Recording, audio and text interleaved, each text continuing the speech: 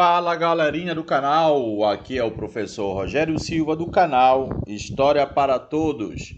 Seguimos no nosso projeto de História para o concurso da ESA, Sargento do Exército. Estamos aqui seguindo o conteúdo desse concurso na aula de número 07.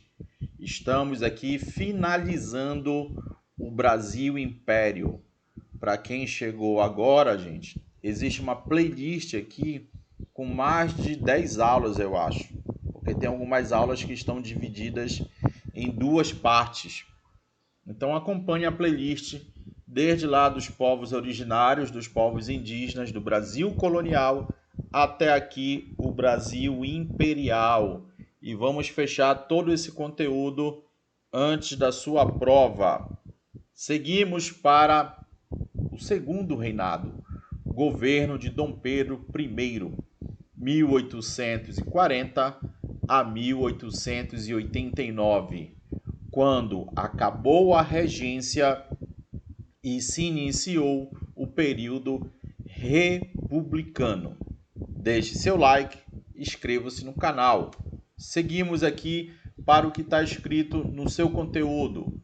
Antecipação da maioridade de Dom Pedro, o panorama político, o parlamentarismo brasileiro, a economia e a sociedade cafeeira, a era Mauá, a política externa, a imigração europeia, a abolição da escravatura e a crise do império.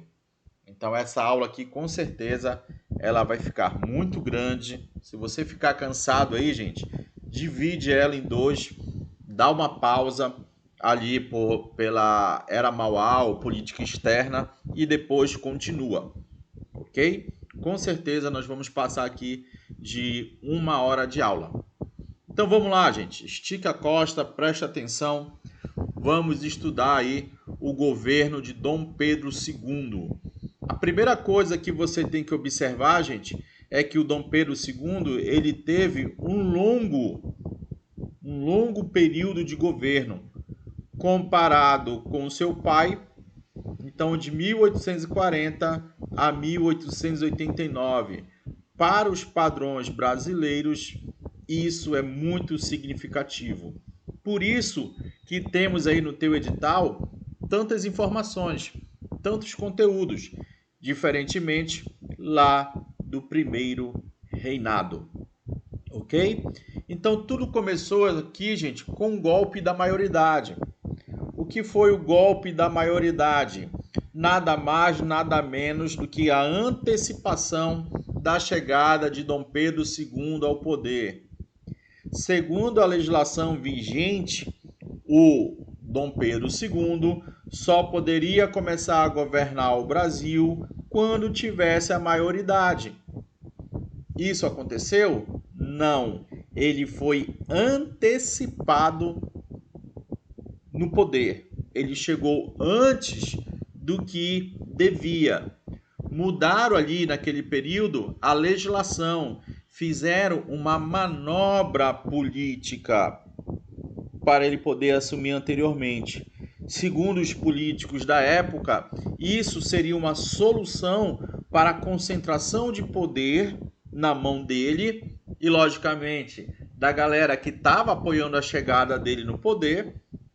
Eles acreditavam que ele, inclusive, poderia ser massa de manobra desses políticos mais experientes, algo que não aconteceu. Então, a chegada dele no poder iria solucionar ou então diminuir as revoltas na regência, as revoltas regenciais. No olhar dos políticos do Rio de Janeiro, tem que deixar bem claro isso, tá, gente? No olhar dos políticos do Rio de Janeiro, um dos elementos que contribuíram para a eclosão das revoltas regenciais foi a ausência do imperador, ok? Então olha o que diz aqui. Os liberais derrotados nessa eleição perceberam que a única forma de acabar com o governo dos centralizadores seria pondo fim à regência. Que eleição fala, gente? A eleição lá no finalzinho da regência, que levou o Araújo Lima ao poder. Segundo a Constituição, o jovem príncipe só poderia assumir o poder quando completasse 18 anos. mas não foi isso que aconteceu. Os liberais lançaram uma campanha para a maioridade de Dom Pedro fosse reconhecida pela Câmara, algo que aconteceu. Segundo os liberais aqui, o que importava era a capacidade de governo, a capacidade intelectual, a capacidade de governar. E isso Dom Pedro tinha ali antes de completar os seus 18 anos, e aí ele chega ao poder. Moleque, jovem, mas muito habilidoso, muito bem educado. Pedro Alcântara era muito jovem, criado no Brasil, vivenciou muito a boemia carioca. Vivia ali com as meninas do job de vez em quando, né? Em julho de 40, Pedro de Alcântara se transformou em Dom Pedro II.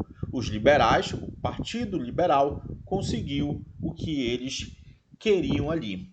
Beleza? Então, os liberais reassumiram o poder com a chegada de Pedro de Alcântara ao governo brasileiro. Qual era, gente, o cenário político na época? Hoje, no século XXI, a gente fala muito de direita e esquerda no Brasil, né? Aqui era os Luzias e Saquaremas, que eram tudo farinha do mesmo saco, né? Eram os dois principais grupos políticos que se degladiavam. Embora tivessem ali algumas diferenças, eles convergiam para o mesmo ponto: a manutenção da estrutura de poder. E essa estrutura de poder que já existe há décadas no Brasil é a monarquia. E aqui já existe há séculos no Brasil, era a escravidão.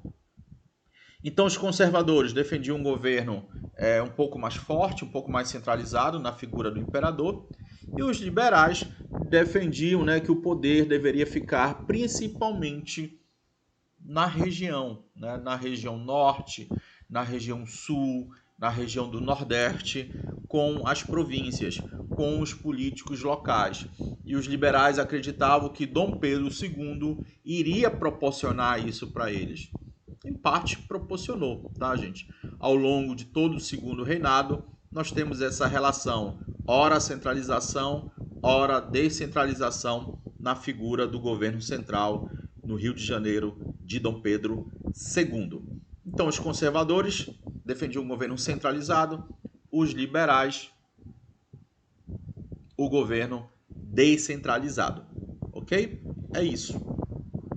Revoltas liberais, 1842. Aqui, gente, é um descontentamento pontual de uma galerinha contra o governo. O exército foi colocado em segundo plano, passando-se a dar mais valor à Guarda Nacional e às polícias militares. Então aqui, gente, lembrando que a Guarda Nacional foi criada lá no período regencial.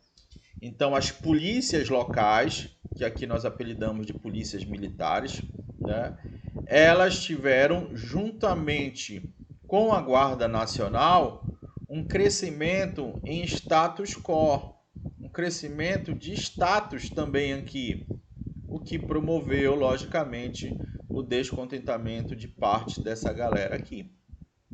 As fortalezas e unidades de fronteira tiveram seus efetivos reduzidos. Oficiais estrangeiros foram dispensados. Ah, tu queria que ficasse aqui bando de estrangeiro no exército? Tu é doido, é?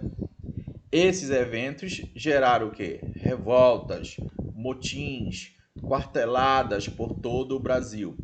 Então é o descontentamento do exército. E isso é apelidado de revoltas liberais ali.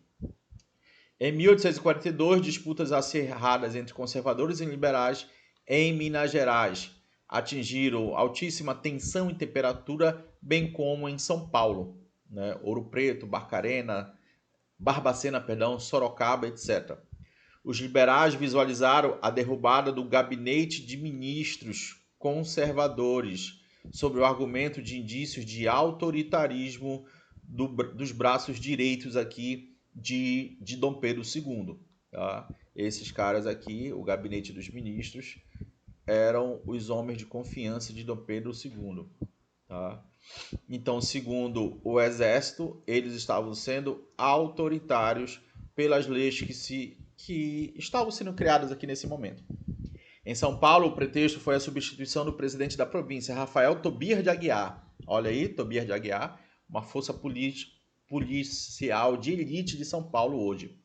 A manutenção do comandante das armas e o adiamento da abertura das câmaras legislativas. Em maio de 42, estourou uma revolução. Essa palavra aqui é um pouco exagerada, tá, gente? Na verdade, uma revolta em Sorocaba, cuja Câmara proclamou Tobias de Aguiar e o Padre Feijó, olha quem aparece aqui de novo, ex-regente do Brasil, presidente e vice-presidente interinos de São Paulo. Então, o que eles estão dizendo aqui? Quem manda em São Paulo é nós. Quem comanda a política em São Paulo é nós. Nós não reconhecemos a autoridade do gabinete de ministérios.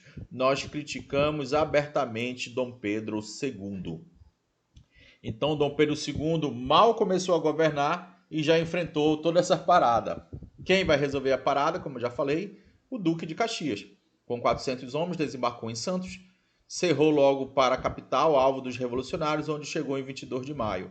Em junho, deu-se o combate de Venda Grande em Campinas, na qual os revolucionários, com superioridade numérica, foram surpreendidos e abatidos. Tá? Então, eles foram derrotados. Isso abriu caminho para Caxias investir sobre outras regiões que estavam na revolta, inclusive Sorocaba, onde entrou vitorioso em 20 de junho.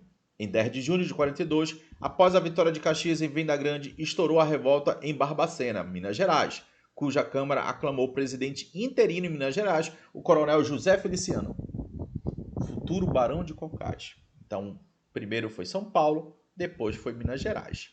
Caxias foi para lá e arrebentou com todo mundo, né? E aí, gente, o movimento foi derrotado, tá, gente? Tu sabes que com o Duque de Caxias o bagulho é doido, né? A corte tomou as seguintes providências. O governo central desarticulou a possibilidade da revolta no Rio de Janeiro, decretou estado de sítio, convocou guardas nacionais da reserva em licença em férias e o funcionarismo público em disponibilidade, ou seja, formaram um exército ainda maior, tornou obrigatório o salvo-conduto para a viagem em Minas Gerais, deveria-se ter autorização para entrar e sair, ordenou a prisão dos líderes do Partido Liberal, direcionou para Minas Gerais os guardas nacionais, bem como algumas unidades do Exército. Então, o Partido Liberal, que acreditava que teria vida fácil com Dom Pedro II, não foi bem isso que aconteceu. Caxias chegou a Ouro Preto em agosto para pacificar Minas Gerais. E pacificou. Como? Ele ficou conhecido como pacificador, né? Ele pacificou metendo muita bala. Porrada, facada, chifrada, dedada, pedala Robinho, samba Teves, pula. Foi muita cavalaria aérea, arco e flecha com mira laser, submarino voador. E aí a revolta foi sufocada. Agosto, combate de Santa Luzia, no qual 3.300 revolucionários foram vencidos pelas forças do exército. Caxias entrou vitorioso e aclamadíssimo em Ouro Preto em setembro. A ironia do destino. Caxias, para pacificar a revolução da Farroupilha, contou com o apoio de revolucionários mineiros que enfrentaram em Santa Luzia. A vida dá muitas voltas, né, gente? Depois essa galera aí ficou parceiro de Duque de Caxias para conseguir sufocar a Farroupilha. Mas nós sabemos que no final a Farroupilha foi vitoriosa. Essa imagem aí, gente, essa charge, ela é clássica para mostrar o quanto o clima era de tensão, né? Bazar eleitoral. Então, antes de você votar, você tem que passar ali, pegar uma espingarda, pegar uma arma, pegar um colete à prova de bala, um tanque de guerra, e aí você vai lá votar. Então, é para demonstrar o quanto as eleições no período imperial eram violentas, né? E isso vai chegar lá na República com um voto de cabresto, com a política do café com leite, etc. Duque de Caxias vitorioso aqui, o exército brasileiro foi vitorioso, Dom Pedro II foi vitorioso sobre essas revoltas liberais em São Paulo e Minas. Ok? Bem fácil isso aqui, gente, bem tranquilo. Tem que captar a essência, tá? Tu não tem que decorar aqui Ouro Preto, tu não tem que decorar Venda Grande em Campinas, tu não tem que decorar que a Revolução começou primeiramente por Sorocaba, tu não tem que saber que a parada aconteceu também em Capivari. Isso tu não tem que decorar, gente. Tu tem que captar a essência da ideia. Que o Partido Liberal estava amostradinho. Ele queria ser o cara, queria mandar sozinho. E Dom Pedro II enquadrou eles. Olha, nós somos parceiros, mas vocês estão exagerando. O parlamentarismo brasileiro, outro tópico. O parlamentarismo brasileiro, gente, o parlamentarismo às avessas. Conflito entre o poder moderador e a Câmara dos Deputados. O poder moderador, ele é exercido pelo imperador. Está lá na Constituição de 1824. Para diminuir os atritos, foi criado em 1847 a presidência do Conselho de Ministros. O imperador nomearia apenas o presidente do conselho, tá? O presidente desse conselho aí em 1847. Esse conselho que foi criado para distensionar as relações políticas entre o imperador e a Câmara, ok? Que por sua vez escolhia os demais ministros. Nascia desse modo o parlamentarismo brasileiro, o parlamentarismo às avessas, tá? Por que às avessas? Porque sempre a gente pega aqui, gente, nesse assunto, como referência a Inglaterra.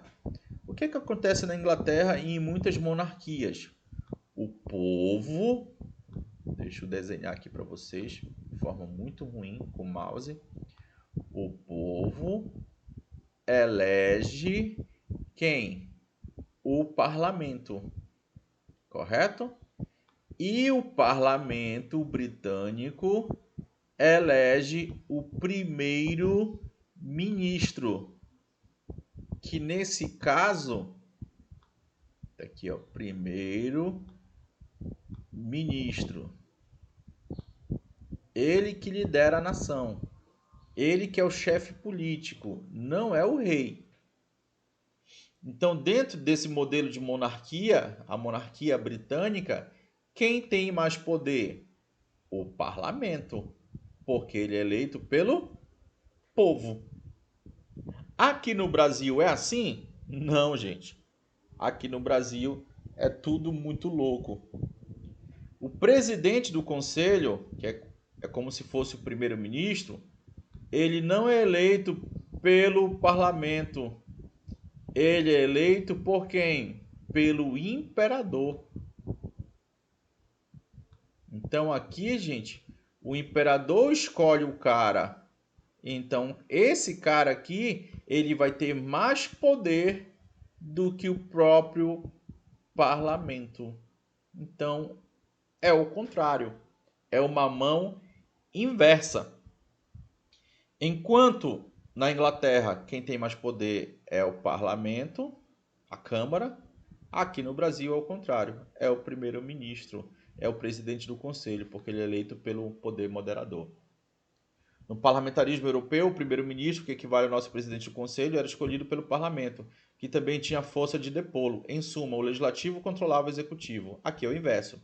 O ministro era responsável perante o poder moderador, o parlamento, o poder legislativo. Nada podia contra os ministros, quem governavam, ignorando, prestando contas apenas ao imperador.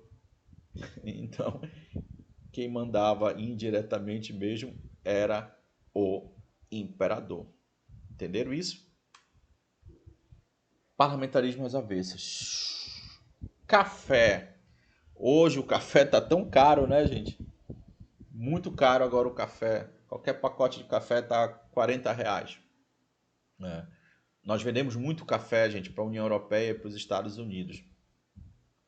O café, planta nativa da Arábia, do mundo árabe, foi introduzido no Brasil na primeira metade do século XVIII. Alguns historiadores, a gente fala até mesmo no século XVII, tá? Mas isso não é tão importante. Pelo norte do Brasil, ali pela Guiana Francesa, inclusive.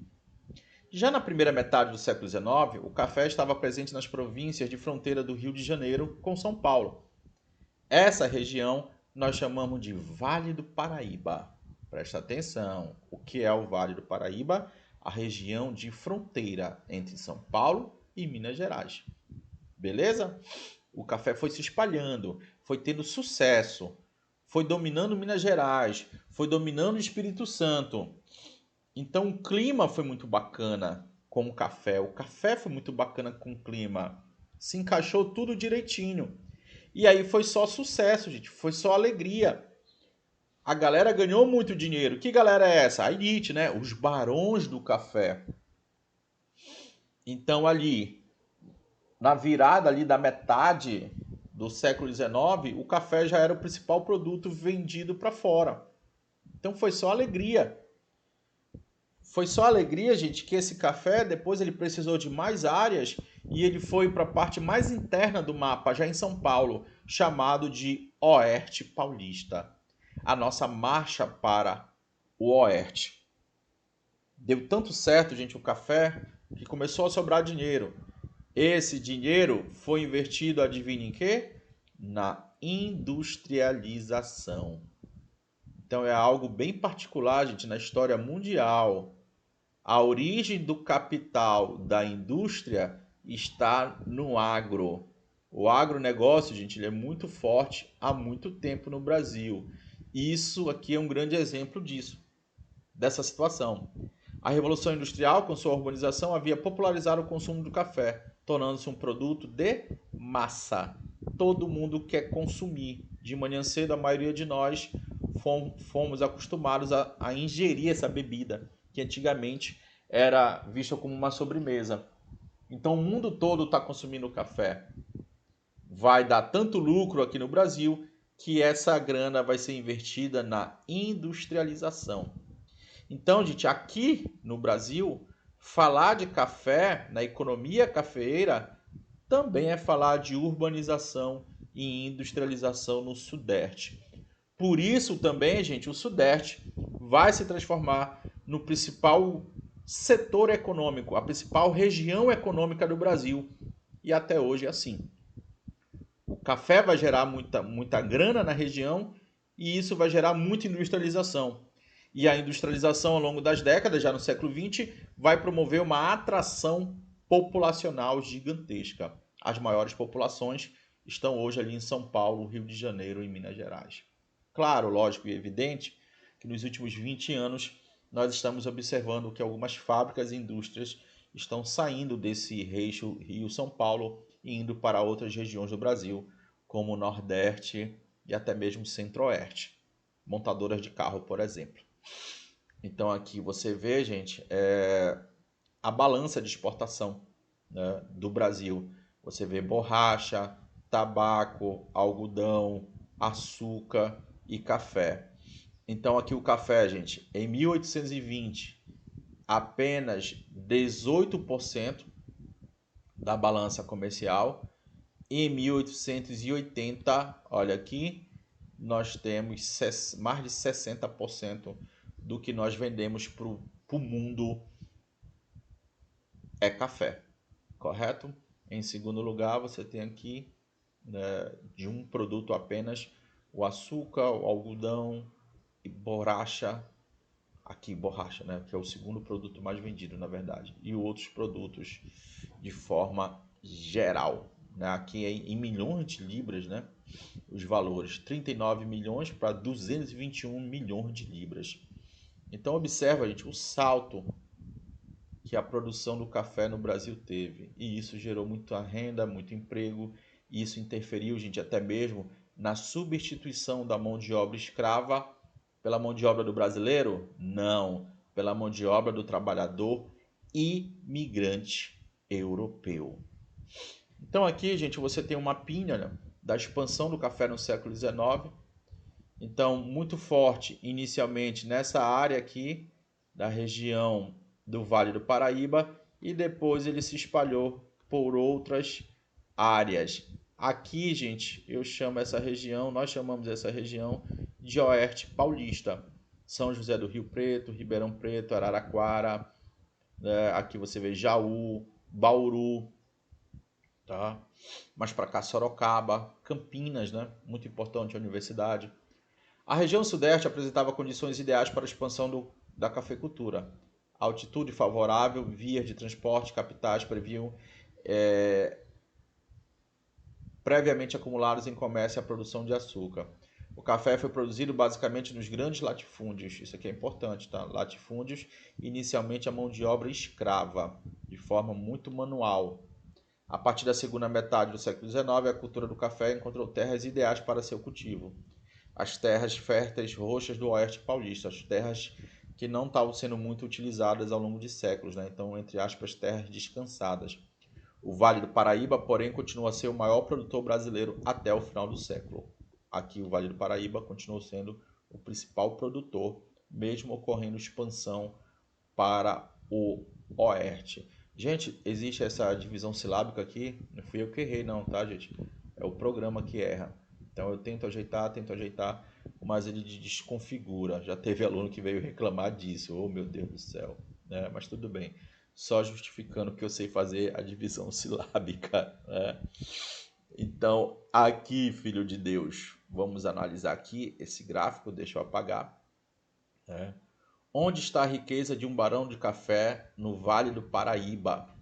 Aqui nós temos um exemplo de uma fazenda ali em 1850. 147 escravos adultos, 15 moleques. Caraca, meu, é muito escravo. Né? Mais de 150 escravos brincando. Né? 46% da riqueza. Perde café, 27% da sua riqueza.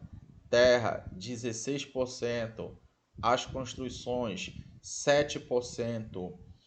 Animais, 1% da riqueza do patrimônio aqui dessa fazenda Cachoeira Grande, Barão de Vassouras, no Rio de Janeiro, em 1850, em conto de réis. Então, o que diz aqui, gente? A maior parte da riqueza, quase que a metade, estão ali nos escravos, né? Por isso, gente, é importante você perceber isso aqui. Por isso que quando acaba a escravidão, muitos desses barões do café vão botar a culpa no Dom Pedro II e vão deixar de apoiá-lo politicamente. Enxergue isso, que você vai precisar disso nos próximos slides aqui, no final da aula. A economia cafeira, em seu primeiro momento no Rio de Janeiro, também dependeu da escravidão. No entanto, no interior da fazenda, nas proximidades dela, encontramos outros sujeitos sociais marcantes para a produção. O que ele quer dizer aqui, gente? Que não existia somente escravos, tá? Embora as cidades comecem a receber um certo grau de modernização, a sociedade cafeira continua extremamente rural. Ela ocorre no ambiente rural, no ambiente do campo, e é uma sociedade machista. É uma sociedade patriarcal, onde a figura central do homem é muito, muito importante aqui nesse período. Aqui nós temos a produção, né? Derrubava a floresta, queimava a mata, plantava, colhia, e aí vem o processo da produção em si. Beneficiamento, lavagem, secagem, né? Retirava ali a casca, abanavam, catavam, e aí estava pronto o café. Usavam demais a mão de obra escrava aqui até a morte. Lê, lê, lê, lê, lê, lê, lê, lê, lê, lê. Trabalha, escravo, filha da mãe. Então era muita humilhação aqui dada pelos europeus. Quando eu falo filha da mãe, gente, é como se fosse um europeu falando, tá? Pelo amor de Deus. A Era Mauá. A Era Mauá, gente, é como se fosse uma consequência desse período.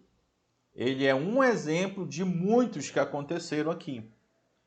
Muitos empresários tiveram sua origem no café, ou no algodão, ou outros produtos da agricultura.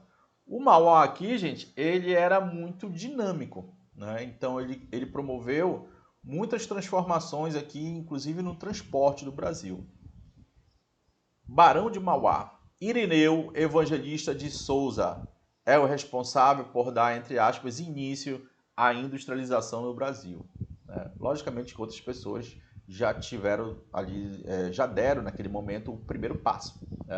Essa industrialização que ela vai se acelerar no governo Vargas, no governo de Getúlio Vargas, tá, gente? Anos depois, e vai se intensificar de forma inédita com o apoio das empresas estrangeiras já na década de 60 para 70, com o governo de JK e a ditadura militar, ok?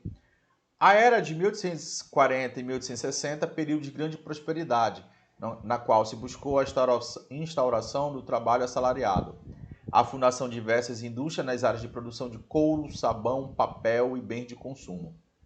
Em 1844 foi criado aqui a Tarifa Alves Branco. Foi uma tentativa, gente, uma tentativa de combater a dominação da indústria estrangeira sobre a nossa indústria, sobre o nosso mercado. Então aqui, gente, eles estão colocando, que nem o Trump está fazendo agora, e já fez também há muito tempo atrás, colocando tarifas. Olha, China, se você quiser vender para a gente, pode vender. Mas eu estou cobrando uma pequena taxa de 147%. Aqui não era 147%, tá? Mas era uma taxa bem elevada. Mas mesmo assim, gente, não tinha como a indústria brasileira concorrer com a indústria britânica, por exemplo. Importar produtos industrializados passou a ser extremamente custoso. Os brasileiros deveriam investir nas próprias indústrias. Aconteceu em parte isso. O barão foi responsável por construir a primeira estrada de ferro do país, de 15 km, que ligava o porto de Mauá à província do Rio de Janeiro, em 1854. Realizou empreendimentos também em estaleiros, bancos, companhia para distribuição de gás de todo o país. As atitudes do barão incomodavam fortemente a elite fundiária. Olha aqui, gente, a inveja, né, cara? A inveja, o interesse econômico sempre fala mais alto, né? O crescimento econômico do cara incomodava a elite agrária e as nações estrangeiras, principalmente a Inglaterra. Por quê? Porque eles sabiam que ele poderia se transformar num grande concorrente. Infelizmente, ele chegou à falência, né? E a industrialização do país só se consolidaria no século XX. E hoje nós estamos num processo de desindustrialização. Depois de vários e vários investimentos, gente, e pouco apoio do governo, infelizmente o barão veio a falir. Então aqui, gente, eu trouxe um esqueminha para você ver quanto ele diversificava aqui, olha.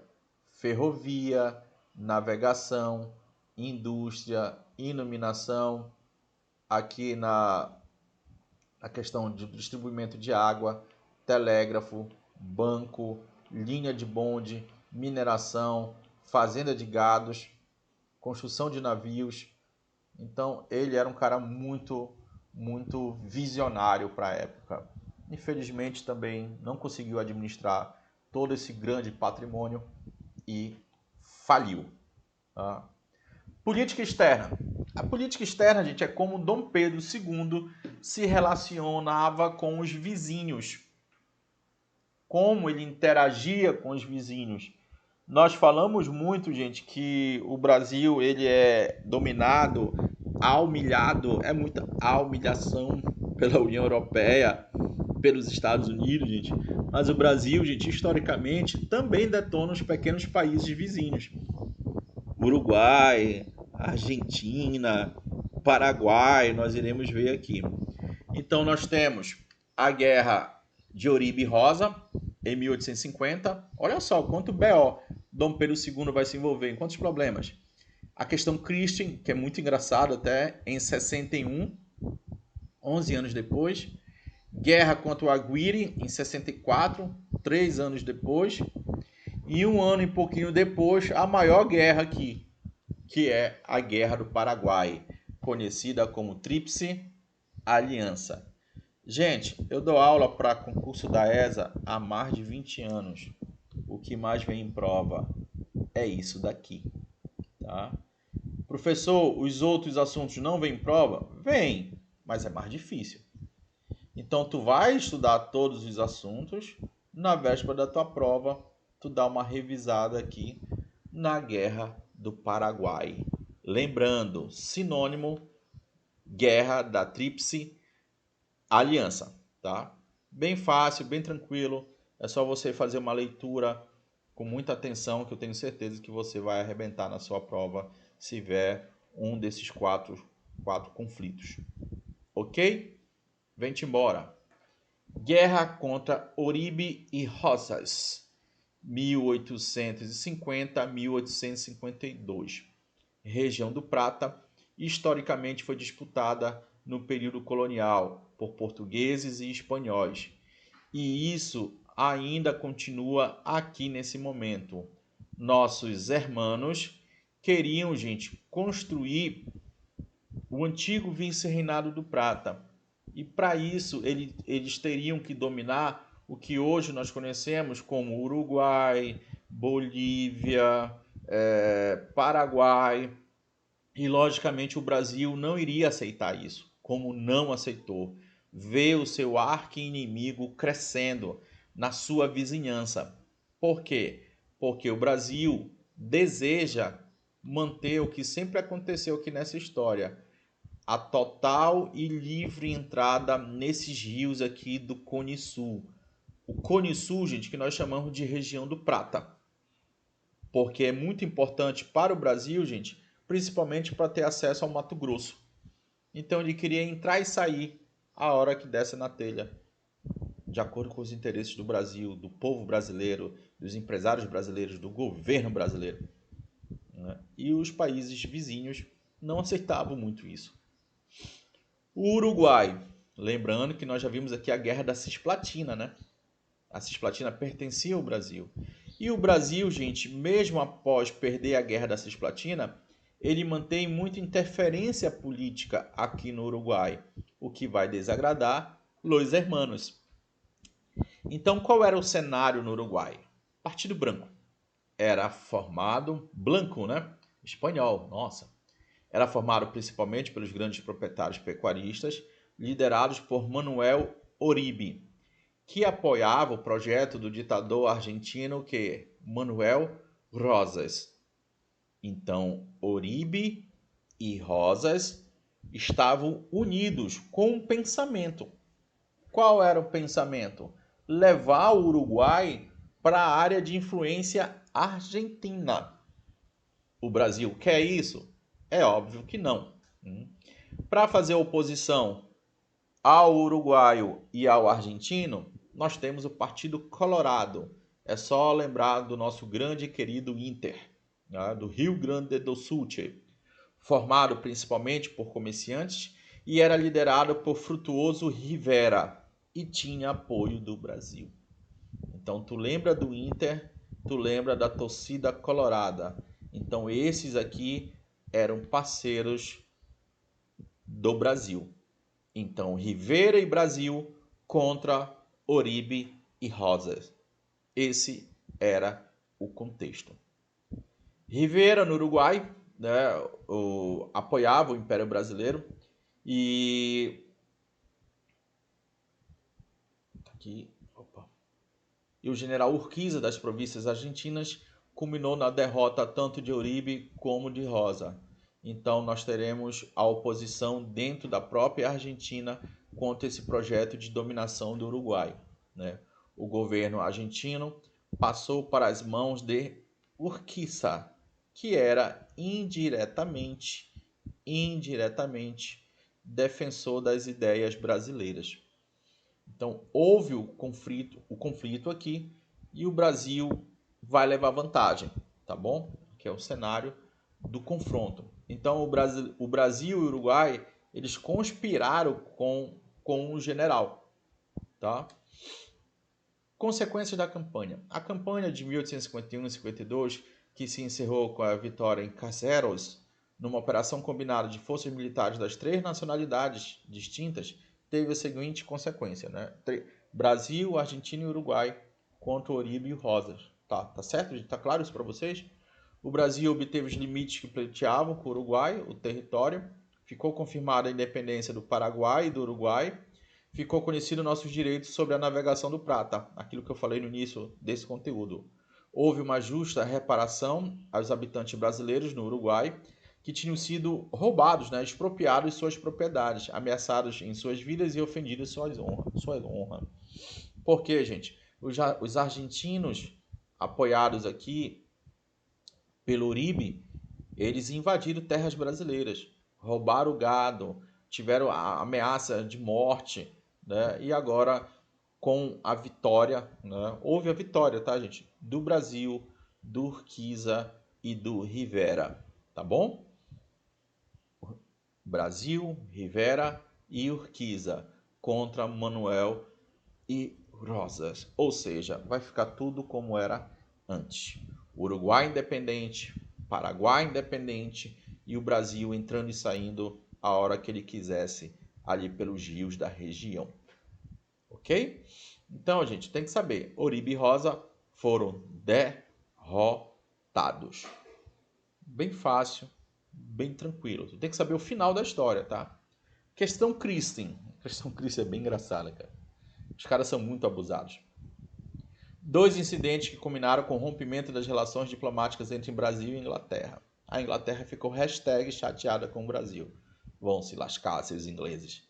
Em 1861, o navio inglês Príncipe de Gales naufragou no Rio Grande do Sul e teve sua carga saqueada por desconhecidos. Então, o navio lá do Reino Unido afundou no Rio Grande do Sul. E o brasileiro que não vacilou foi lá e pegou. Quando é um caminhão de cerveja, todo mundo vai lá pegar, né? Quando é um caminhão de livros que cai na estrada aqui atualmente no Brasil, ninguém vai lá pegar. É impressionante isso, né? Aqui era um navio. Então a Inglaterra já ficou mordida aqui, já ficou chateada, com raivinha do Brasil. Em 62 aconteceu outra situação, outra paradinha. 3 oficiais ingleses embriagados e sem farda foram presos no Rio de Janeiro. Os bonitões aqui, os 3 estavam fazendo maior confusão no Rio de Janeiro. E foram presos. Quem foi proteger os caras? O diplomata aqui, o Christian.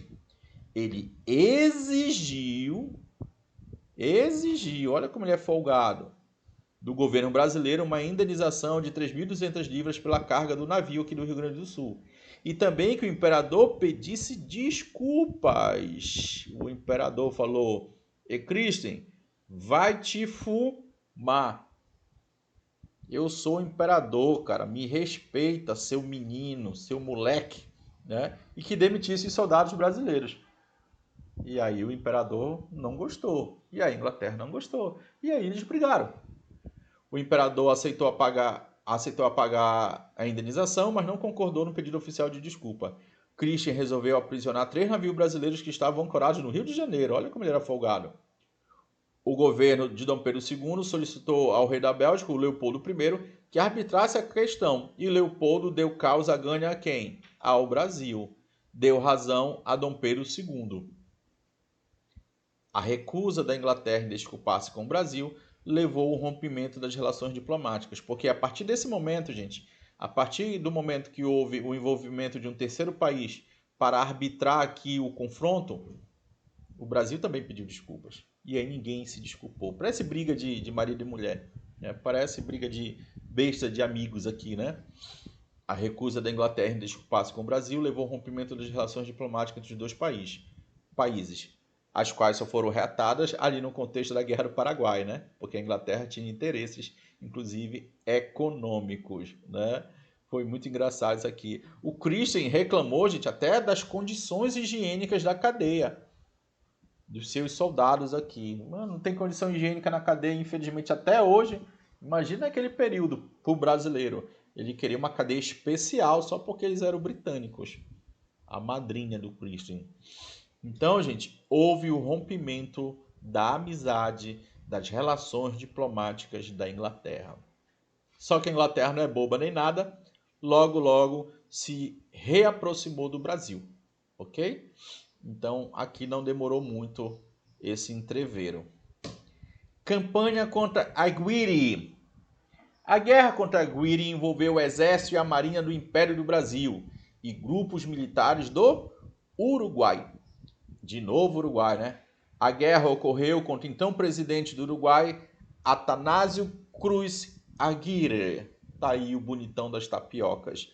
Lindo e maravilhoso. O Aguirre não curtiu Dom Pedro II. O Dom Pedro II não curtiu o Aguirre. Foi um conflito breve. mas que demonstrou a participação brasileira nos assuntos políticos internos do Uruguai, né? O Aguirre, ele não aceitava muito, gente, essa influência que o Brasil tinha sobre o Uruguai, né? Principalmente ali no Partido Colorado, que eu já te expliquei lá na Guerra de Oribe Rosa. Aguirre, presidente do Partido Blanco, envolveu-se diretamente em disputas que ocorriam na fronteira do Uruguai com o Brasil. Inclusive, né, gente, alguns uruguaios invadiam e roubavam o gado do Rio Grande do Sul. E aí o Dom Pedro II vai defender a galerinha dele, né? Claro. Estancieiros gaúchos reclamavam dos roubos de gado pelos uruguaios. Já uruguaios reclamavam de práticas gaúchas em seu território. E ficava nesse jogo de empurra estica a utilização de trabalho escravo e do comércio sem fiscalização para o Brasil. Aguirre acusava os colorados de serem apoiados por Brasil e Argentina, inclusive sendo os dois países uma das causas da Guerra Civil. E foi o que aconteceu. Enviados à fronteira, Barão de Tamandaré, com uma esquadra de 10 embarcações, enquadrou os uruguaios. Em março de 64, 4 mil homens do exército chegaram à fronteira.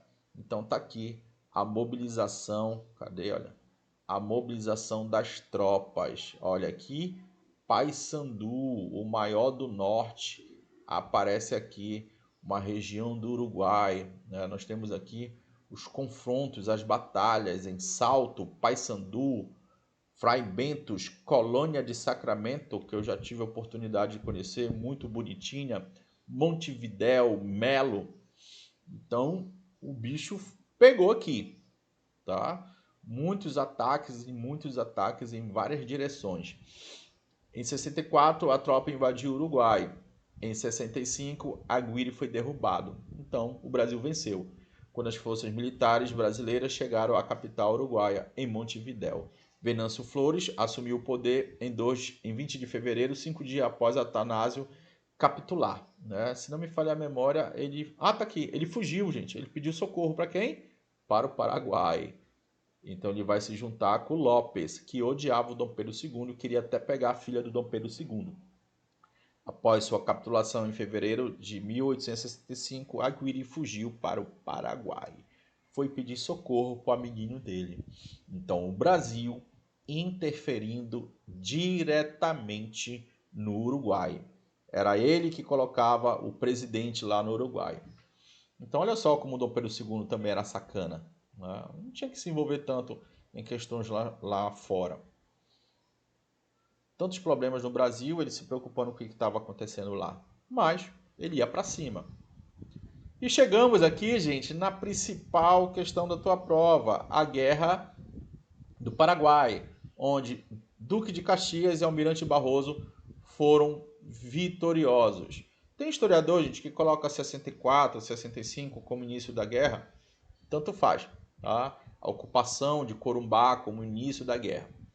Causas. Situado no interior da região do Prata, sem saída para o mar, o Paraguai dependia dos países vizinhos para vender seus produtos para fora, né, para fazer sua exportação. O Paraguai era um país rural, com grande potencial de crescimento. Inclusive, estava conhecendo o processo de industrialização.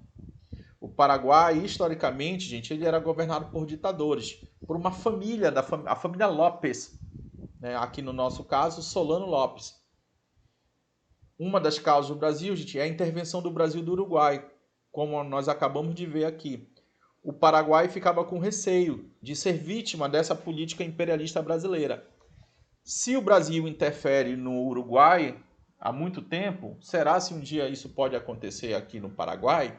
Então o presidente paraguaio foi para cima do Brasil e o Brasil foi para cima do Paraguai. Porrada, facada, chifrada, muito tiro, muita onda.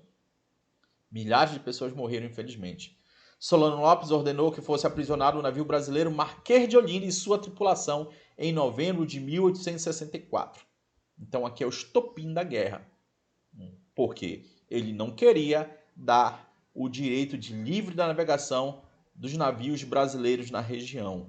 E aí o Brasil foi para cima, né? Então, gente, para você entender a Guerra do Paraguai, você tem que entender, gente, né, a geografia da região. É muito simples. O Paraguai, gente, ele é cercado por Bolívia, Argentina, Brasil e Uruguai. Então, o que que o Solano Lopes queria, gente? Ele queria, gente, dominar essa região todinha aqui e constituir o Grande Paraguai. Ele queria criar um império. Ele queria ter acesso, bem aqui, olha, direto ao Oceano Atlântico. Para isso, ele tinha que pegar um pedaço do Brasil, da Argentina e do Uruguai. E tu achas que o que tu acreditas aqui? O Brasil ia dar um pedaço de território para o seu inimigo? É claro que não. Então isso gerou a Guerra do Paraguai. Um dos motivos, né? Aqui, olha, gente, por exemplo, se o cara saísse de Cavalinho do Rio de Janeiro para o Mato Grosso, eu não lembro agora exatamente, vamos supor, 8 dias de viagem. Se fosse por aqui, seria uns 6 dias de viagem. Uma viagem mais confortável. Então, por isso também o Brasil queria entrar e sair aqui desses rios da região, do Rio Uruguai, do Rio Paraguai, entre outros. Essa região que está aqui no mapa, gente, é a região que nós chamamos de região do Prata, tá?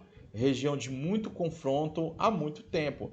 Nós já vimos aqui lá no período colonial a questão do Tratado de Madrid, a questão da colônia de Sacramento aos 7 povos das missões, a guerra da Cisplatina. Então era muito tenso aqui, gente, esse clima há muito tempo. Primeira fase da guerra, a invasão do Mato Grosso, a Batalha de Riachuelo e a retomada de Uruguaiana, né? Então, invadiram o território brasileiro inicialmente, o Paraguai, e o Brasil respondeu com muita violência. Lembrando que o exército brasileiro ainda não estava 100% apto para uma grande guerra como essa. Muita gente foi recrutada de forma violenta, muitos ex-escravos e muitos escravos também. Batalha do Riachuelo, travada em 11 de junho de 1865, é considerada um dos pontos de inflexão da guerra, a partir do momento que o Paraguai só vai se defender. Ela foi decisiva para a derrota do Paraguai, que ficou isolado e com um insignificante poder naval, muito comemorado pela Marinha Brasileira. Eu já dei aula também para preparatório oficial da Marinha. É muito bacana na Vila Militar. Os colegas lá, os marinheiros, estudaram bastante, conseguimos algumas aprovações. Dificílima prova, gente, do oficial da Marinha, para quem já é da Marinha, tá? Definida a superioridade aliada na dimensão naval do conflito, deu-se a retomada de Uruguaiana em 18 de setembro de 65. Então tá aqui a Batalha do Riachuelo, bem aqui, tá? Travada no Rio Paraná, comandada por Almirante Barroso. A vitória sobre os paraguaios impediu a invasão das províncias da Argentina, por isso foi muito importante. E barrou o avanço de Lopes. A partir daí, a ação do Paraguai foi principalmente de defesa. Mas aí o bicho pegou, aqui ó, subindo o mapa aqui, olha. Humaitá, Tuiuti, foi muito sangue, gente, foi muito difícil. Aqui nós estamos resumindo, né? Travessia do Rio Paraná em 1865, Batalha do Tuiuti, né? Maio de 1866, numa tentativa de retomar o terreno perdido, as forças paraguaias invertiram contra nós. A aliança foi comandada pelo general Osório e almirante Mitre da Argentina. Olha aqui, isso aqui já veio na prova da ESA, tá, gente? O general brasileiro e o general argentino almirante Mitre. Por que guerra da Tríplice Aliança? Brasil, Argentina e Uruguai formaram essa Tríplice Aliança, apoiados economicamente pela Inglaterra, ok? Aqui nós temos um pouco mais de detalhes sobre a batalha, as batalhas. Né? Você vê aqui o Rio Paraná, né, rumando para o Rio Paraguai, aqui o Rio Uruguai, correto?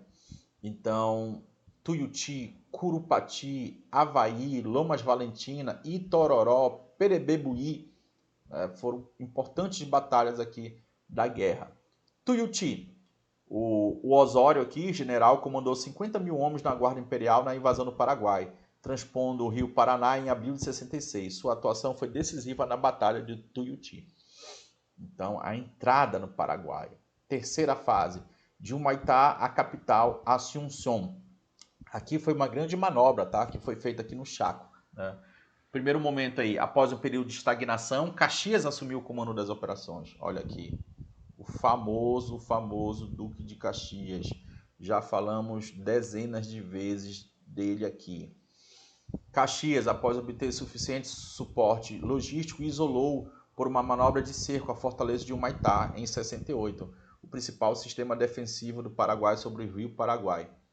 Caxias concedeu o ousado plano de desviar-se do rio através de uma estrada de quase 11 km construída sobre o Chaco, a fim de surpreender a retaguarda quase não sai, e assim foi feito. Então tá aqui, gente, deixa eu colocar aqui para vocês. Ó. O Brasil, as forças brasileiras e argentinas e uruguaias estavam há muito tempo atacando aqui, olha, atacando. Eles não conseguiram passar pela fortaleza de Humaitá. Então, o que foi que o Caxias fez? Construiu, gente, uma estrada paralela. Olha que manobra perfeita. Para dar a volta em Humaitá. E aí eles dividiram um grupo. Um grupo desceu, Batalha de Avaí, Lomas Valentina, Augustura, até cercar o Humaitá. Então, o Humaitá foi cercado pelo norte e pelo sul. E, paralelo a isso, tomaram a capital. Venceram a guerra, gente. 68 foi muito importante, né? Essa manobra aí, manobra do Psiquiri, não sei como é que é a pronúncia. Após a tomada da base de Humaitá, Caxias fez grande manobra e surpreendeu o inimigo. Em 23 dias, construiu uma estrada de 11 km ao longo da margem direita do rio Paraguai, rumo ao norte. Com 23 mil homens, seguiu mais 20 km para atravessar a difícil região alagada, pantanosa do Chaco. Essa travessia aqui, tá? Brilhante. Ninguém teve essa ideia, o cara teve. Parabéns para ele. Vencemos a guerra. O covarde do Solano Lopes fugiu, né? Claro. Né? Dezembrada, que eu acabei de falar, foi um conjunto de batalhas ocorridas em 68. Itororó, Avaí, Lomas Valentina, Angostura. O exército paraguaio é vencido de forma inapelável. Em 1º de janeiro de 69, os aliados entraram em Assunção. Adoentado, Caxias dá por encerrada a Grande Guerra e comunica ao imperador. Imperador, estou cansado, já estou fazendo guerra há muito tempo. Eu estou fazendo guerra lá com os liberais, eu estou fazendo guerra lá na Bahia, eu já estava fazendo guerra lá na Balaiada, no período regencial. Então eu preciso de férias, botar minha sunguinha e ficar em Copacabana só na manha da aranha. Dom Pedro II falou, tá bom, eu vou te dar férias, eu vou mandar meu genro para ir, o Conde T. Né? Então aqui é a dezembrada. A última fase da guerra está aqui, olha. Apesar do êxito da dezembrada, Lopes teimava em dar prosseguimento às operações. O Marechal Gastão de Orleans, Conde D, assumiu o comando das tropas, imprimindo grande rapidez nas operações e perseguição do inimigo, lá na região norte, tá? O chefe paraguaio empreendeu uma fuga para o norte, em direção às cordilheiras do Amambaí e Ubaracaiú. Acho que é isso. No período ocorreram as batalhas de Perebebuí e Campo Grande. E aí já é o finalzinho da guerra. Em março de 1870, na região de Cerro Corá, feriu-se o último combate na guerra, quando morreu Solano Lopes no campo de batalha. Então a guerra estava encerrada para Dom Pedro II. Muitos deram a guerra, gente, como encerrada bem aqui, tá? Quando eles tomaram Assunção, em 69. E o Dom Pedro II perguntou, mandou um WhatsApp para lá, já mataram o Solano Lopes? O Caxias falou, não, chefe, então a guerra não acabou. Deixa que eu vou mandar o meu genro para lá que ele vai matar. E foi isso que aconteceu. Vencemos a guerra, destruímos o Paraguai, infelizmente, matamos muitos inocentes, inclusive crianças. Os paraguaios chamavam o nosso exército de Los Macaquitos, porque muitos eram ex-escravos, e a gente foi lá e arrebentou com os paraguaios. Cerca de 150 mil mortos, parte dessas terras foram vendidas a estrangeiros, então o Paraguai foi arrasado, né? Economia totalmente desestruturada. O Brasil aumentou sua dívida externa, ele venceu a guerra, mas olha aqui as consequências, não tão legais aqui para Dom Pedro. O exército se fortaleceu, gente, se fortaleceu como classe social. O cara do exército brasileiro perguntou pro cara da Argentina e do Uruguai, como é lá no país de vocês? Pô, lá é bacana, lá nós somos respeitados, nós temos altos salários. E no Brasil era assim? Não. Uhum. Então, muitos integrantes do exército que foram para a Guerra do Paraguai depois serão duros críticos de Dom Pedro II. Os resultados da guerra acabaram influindo decisivamente na queda da monarquia. A Guerra do Paraguai, gente, interferiu até mesmo no processo abolicionista. Olha essa imagem aqui, ó. O homem que lutou pela liberdade do povo brasileiro vê o seu parente aqui ainda sendo escravizado e chicoteado. Isso se transformou numa grande contradição, né? Então, muitos homens brancos do exército, lá na Guerra do Paraguai, perceberam que não tinha nada a ver a escravidão, que o negro é um ser humano como qualquer outro. Os dois, sozinhos, no frio, numa barraca. Ô, negão, me ajuda, né? Eu fui baleado aqui nas nádegas. O negão falou, eu te ajudo, parceiro. E aí o branco falou, adoro, né? Adoro o negro, não tem por que ter escravidão. Beleza? Então, muitos integrantes do exército se transformaram em abolicionistas. Imigração. Aqui, gente, está diretamente relacionado com o processo de substituição de mão de obra, tá? Da mão de obra escrava para a mão de obra estrangeira. Professor, por que não entrou a brasileira? Porque tinha muito preconceito, tá? Né? Tinha muito preconceito. Tá?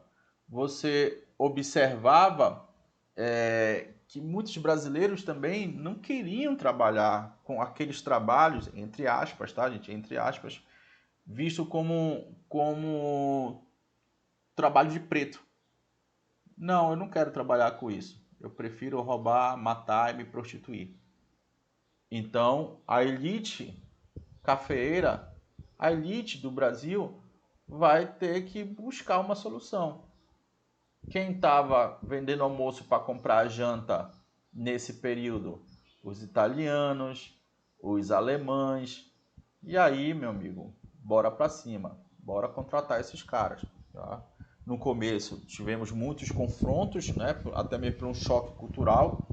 Os fazendeiros queriam tratar o imigrante como se tratava o escravo, os imigrantes não vão aceitar. E para dar certo toda essa parada, teve que entrar o papel do Estado, né? O Estado assumiu para si esse processo e aí acabou sendo consolidado, né? Tinha uma questão racista, preconceituosa, que a elite brasileira também queria embranquecer a sociedade brasileira. Que todo mundo no futuro, bora trazer os imigrantes europeus, todo mundo branquinho, vamos fazer amorzinho no Brasil, depois, daqui a 100 anos, o Brasil vai ser todo mundo leitinho, branquinho de olhos verdes. Graças a Deus não deu certo. Todo mundo Nescau misturado. Dom João VI já havia trazido imigrantes suíços e alemães. Olha como o processo é antigo. Raras colônias de imigrantes prosperaram e todas se situavam no sul do Brasil naquele momento. Com a extinção do tráfico negreiro, grandes proprietários rurais pensaram em utilizar trabalhadores rurais livres e brasileiros, mas a ideia não foi levada adiante. Acabei de te explicar o porquê. Alguns fazendeiros do Oeste Paulista pensaram no trabalhador estrangeiro. Acontecimentos externos facilitavam a vida dos imigrantes europeus. Que acontecimentos externos são esses? A unificação italiana e a unificação alemã. Em 1847 a 57, a empresa Vergueiro e Companhia, é um exemplo, tá? Trouxe muitos imigrantes para as lavouras de café no centro-oeste paulista, sob o sistema de parceria. Só que esse sistema não deu muito certo, porque o imigrante já chegava altamente endividado aqui. Olha, você chegou aqui na minha fazenda agora, você já está me devendo 50 mil. E o italiano dizia, capiche, sua mãe, aquela rapariga. Então o governo teve que entrar na parada. Já no final do século XIX, o governo brasileiro, depois de problemas criados por fazendeiros particulares, assumiu, incentivou, propagandeou a vinda dos imigrantes. Aí deu certo. Por isso que você vê hoje o Palmeiras, o Palestra Itália, origem italiana. Por isso que você vê Paraná, Santa Catarina, Rio Grande do Sul com muitos e muitos imigrantes. Por conta desse processo histórico aí. Todos são bem-vindos no Brasil, né? Claro, lógico e evidente. Um abraço para nossos amiguinhos do Sul. Aqui você vê o imigrante. Olha a cara dessa moça aqui, muito mordida, né? Porque trabalha pra caceta. Alguns conseguiram fazer riqueza, né? Mas foram poucos. Abolição. Estamos chegando aqui no processo abolicionista. Professor, por que acabou a escravidão? Por pressão da Inglaterra? Não, gente. Isso foi um menor das situações. A escravidão acabou, gente, porque não tinha lógica mais ter escravos no Brasil. O capitalismo ele foi se construindo no mundo e chegou isso no Brasil. Outra coisa também que muitos professores não falam, gente, a própria mentalidade da sociedade mundial e da sociedade brasileira vai ser uma mentalidade, gente, sabe de quê? Sabe de quê? Pasmem, de proteção dos direitos humanos. Então, final do século XIX, para boa parte da população mundial, é sinal de retrocesso manter o escravo. Isso impede uma maior dinâmica da economia. Beleza? A Inglaterra, gente, pressionou muito o Brasil pelo fim da escravidão. Em 1845, criaram a Lei Bill Abder, que era uma lei proibindo o tráfico de escravos. Então, a partir dali, ficou muito caro comprar escravo porque era uma atividade perigosa e ilegal. Então, essa lei é uma lei inglesa. Depois vai ser criada a lei brasileira. Lei Eusébio de Queiroz. É terminantemente proibido trazer seres humanos da África. Então pensem, gente, isso vai inviabilizar o uso dos escravos, porque vai ficar muito caro. Um escravo, vamos supor, um escravo que custava 8 mil réis, agora vai custar 20 mil réis. Com 20 mil réis, você paga 4 trabalhadores assalariados por ano. Quem vai trabalhar melhor? Quem vai produzir melhor? 4 trabalhadores assalariados ou um escravo? Então é matemática. Lei do ventre livre, um absurdo. A partir de 1871, o escravo que nasceu oriunda de escrava será livre. PN, não serviu para nada isso daqui. A certidão de nascimento era falsificada. O molequinho ficava sob a responsabilidade do senhor até a maioridade praticamente. Tinha pagamento de indenização para o senhor. Então, gente, lei no Brasil não funciona. Tu sabe muito bem disso. Então, essas leis elas são vistas como leis abolicionistas, mas de fato não foram abolicionistas, tá? Não funcionaram na prática. Então, aqui o escravo sendo disputado, né, pelo movimento abolicionista e pelos escravocratas. Aqui, olha, a escravidão como monumento, né? O senhor chicoteando o escravo representa a charge. Lei sexagenária, ou também conhecida como Sarávia Cortegibe, porque foram os caras que defenderam essa lei. Daqui a pouco eu te mostro, né? Vários caras envolvidos aqui. O escravo que atingir 60 anos estar livre.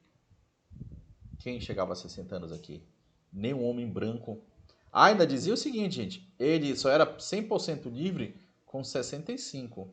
Ele ainda tinha 5 anos de estágio para se acostumar com a liberdade. Triste, né? De 60 a 65, ele ainda tinha algumas obrigações para com o seu ex-senhor. Eu fui pesquisar de quanto hoje o brasileiro ele vive na média mais de 72 anos. É a média do brasileiro. Aí eu fui pesquisar quando é que o brasileiro chegou nessa média de idade, gente. Eu já era nascido em 1992. Então a média de idade aqui, em 1885, era baixíssimo para brancos. Imagina para o escravo que trabalhava 14, 16 horas por dia. Então essa lei não serve para nada, essa lei não serve para nada. O movimento abolicionista serviu. Escravos estavam matando os senhores, tocando fogo nas fazendas, tocando terror. Jornalistas, poetas, Castro Alves, a galera estava indo para a rua. Muitos fazendeiros já estavam com medo, já estavam libertando seus escravos. Muitos fazendeiros já estavam defendendo os direitos humanos, estavam libertando seus escravos. Isso sim promoveu a liberdade dos escravos. E aí a princesa Isabel, linda e maravilhosa, foi lá e salvou os escravos. Não. Ela liberou, sei lá, 5, 10% dos escravos. O restante já estavam livres. Em 13 de maio de 1888, surgiu aqui a abolição da escravatura. Ok? É isso. Aqui nós temos os indivíduos envolvidos nesse processo todo, né? Eusébio de Queiroz, o Saraiva e o Barão de Cortegipe. Eusébio de Queiroz nasceu em Luanda, em Angola, foi ministro da Justiça entre os anos de 48 e 52. O Saraiva, nascido ali na Bahia, foi presidente de província de Alagoas, São Paulo, Pernambuco, ministro da Marinha, ministro do Império e até mesmo senador da República. Foi uma figura muito ilustre naquele momento. E do lado direito nós temos o Barão de Cortegipe, baiano, comandou ministérios das Relações Exteriores, Fazenda, etc. Presidiu o Banco do Brasil e foi até mesmo presidente do Conselho de Ministros. Então são esses caras envolvidos aqui. Eusébio de Queiroz, o Saraiva e o Cortegipe, ok? Diziam que o processo de escravidão deveria ser lento e gradual. Dependendo dele, gente, até hoje estaria acontecendo. O fim da monarquia. O fim da monarquia, gente, aqui do governo de Dom Pedro II, é muito fácil de se entender. 3 grupos apoiavam o governo de Dom Pedro II. E esses 3 grupos vão retirar o apoio a Dom Pedro II. Então, a Igreja Católica, os barões do café, os fazendeiros e os militares. Gradativamente, né, esses grupos vão entrar em conflito com Dom Pedro ou com seus assessores, como o primeiro-ministro ali, o Visconde de Ouro Preto. Então, para muitos, né, era repassada essa visão, que o Dom Pedro II já estava velho, ele doente, ele dormindo aí, olha, preguiçoso. Então, essas eram as ideias que eram propagadas aqui. A Igreja Católica, gente, lembrando que o Estado, padroado aqui, né? O Estado, ele financiava a Igreja Católica. O Estado tinha a Igreja Católica, o catolicismo, como religião oficial. E o Estado financiava a Igreja e nomeava muitos membros da Igreja Católica. Então, o Estado e a Igreja eram unidos. E quem autorizava o funcionamento da bula, das recomendações do Papa, a bula papal, era o imperador. Ele dava autorização, essa autorização que nós chamamos aqui de beneplácito. Então veio uma bula lá do Vaticano, o Dom Pedro lê e autoriza o funcionamento dela. Vem outra bula do Vaticano, Dom Pedro lê e autoriza ou não. Vai chegar um momento, vai ter uma bula criticando a maçonaria. E o Dom Pedro II vai dizer não. E essa bula não vai funcionar aqui. Que era para membros da Igreja Católica não participar de cerimônias maçônicas. Maçonaria, gente, é um grupo filosófico, filantrópico, político, tá? Não tem nada a ver com religião. E o próprio Dom Pedro II fazia parte de algumas dessas reuniões. O bispo do Nordeste e do Pará se revoltaram contra o Dom Pedro, dizendo, não, Dom Pedro, nós vamos seguir a bula que vem do Vaticano, do Papa. Pio IX, se não me falha a memória, mas não interessa aqui. E o Dom Pedro falou, não, cala a boca de vocês, quem manda aqui sou eu. Aí pronto, meu amigo, o BO estava feito. O Dom Pedro II mandou prender os bispos e depois ele voltou atrás, uma maior confusão. Resumindo, a Igreja Católica vai abandonar Dom Pedro II.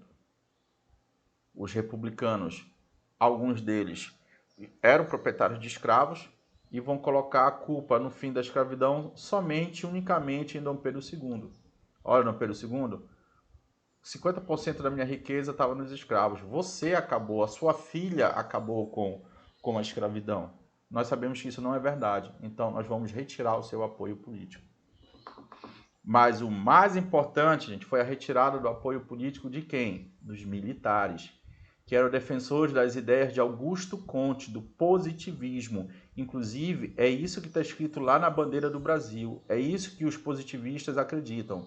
Ordem e progresso. Para haver progresso, tem que ter ordem, tem que ter disciplina. Então essas ideias do positivismo francês de Auguste Comte vão estar dominando as academias militares.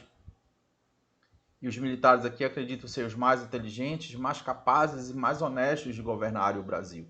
Que o Brasil estava indo para um caminho muito tortuoso, muito negativo, e Dom Pedro já não tinha mais essa capacidade de governar. Primeiramente, os militares vão conspirar contra o Visconde de Ouro Preto, porque ele dava aumento de salários maiores para a Guarda Nacional, né, dava as melhores armas para a Guarda Nacional. Então o exército se sentia desprestigiado perante o governo. O exército não poderia expor suas ideias na imprensa. Teve um dia que um comandante, o Sena Madureira, se não me falha a memória, recebeu um líder abolicionista de Fortaleza no seu quartel, no quartel do exército, e isso foi um escândalo na época. Recebeu o Dragão do Mar, lembrei agora. Tem até um centro cultural em Fortaleza chamado Dragão do Mar. Dragão do Mar, ele organizou uma greve contra o transporte de escravos do Ceará para o Sudeste. Ele virou um símbolo do abolicionismo. Então o abolicionismo está aqui no meio disso tudo, tá, gente? Da questão religiosa, do republicanismo e da questão militar. Quem era abolicionista? Qualquer pessoa, de qualquer grupo social, rico ou pobre, e logicamente o próprio escravo. Então vai haver uma fissura aqui. Em 9 de novembro de 89 vai acontecer o grande baile da Ilha Fiscal. Uma grande falsidade, o último baile da monarquia. Todo mundo lá apertando a mão de Dom Pedro, da Princesa Isabel. Tá aqui, olha, a Ilha Fiscal. Muito bonito, tá, gente? Visitem lá no Rio de Janeiro. Teve um tempo que ele estava fechado para reforma, né? Ali lá atrás, a Ponte Rio-Niterói. Né? Então aqui, muito vinho, muita ostra, muita lagosta, mas logo Dom Pedro nem imaginava o que ia acontecer, né? E o Visconde de Ouro Preto também não. Inicialmente, gente, de manhã, no dia 15 de novembro, o golpe era contra o primeiro-ministro. Tá? E aí aconteceu, olha esse quadro aqui, marcante, eu adoro esse quadro, feito pelo Benedito Calixto, 1893.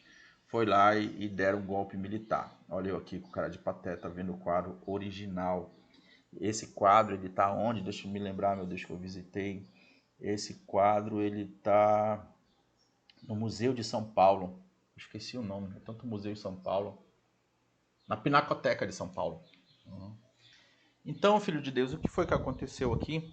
Né? Os militares de manhã cedo cercaram ali no campo de Santana, no Rio de Janeiro, o Visconde de Ouro Preto, seus assessores, entre outros políticos, e deram um golpe militar. Os republicanos se aproximaram dos militares nesse momento, do Deodoro e do Floriano Peixoto, e falaram: e amanhã, qual vai ser o sistema político? E eles falaram: não sabemos direito. E aí, bora aproveitar e bora tirar o imperador? Bora. Mandaram um ultimato para ele. Ele estava lá em Petrópolis. Também já tive a oportunidade de visitar a casa deles lá. Né? E pediram, com uma arma na cabeça praticamente: imperador, por favor, você pode sair do Brasil? Ele nem acreditou. Estava escrevendo poeminhas lá em Petrópolis, enquanto o bicho estava pegando embaixo, né, no Rio de Janeiro. Você pode sair do Brasil? Tá, já que vocês estão pedindo com educação. Então, assim, gente, tudo muito louco, tudo muito no improviso. Como tudo acontece no Brasil, ocorreu a proclamação da República em 15 de novembro de 1889. Proclamação, a gente está entre aspas, tá? Porque não foi proclamado, o povo não participou, não houve a publicidade, né? Não foi propagado no dia 15 para todo o povo do Brasil e do Rio de Janeiro: olha, nós estamos tirando a monarquia e estamos colocando no lugar na república. Não, foi um movimento das elites para a elite. Então isso já veio várias vezes em prova, tá, gente? Que não foi uma proclamação, e sim um golpe militar. E assim começa a república, mas isso são cenas dos próximos capítulos. Beleza, galera? Deixe seu like, inscreva-se no canal. Muito obrigado pela atenção. Fui!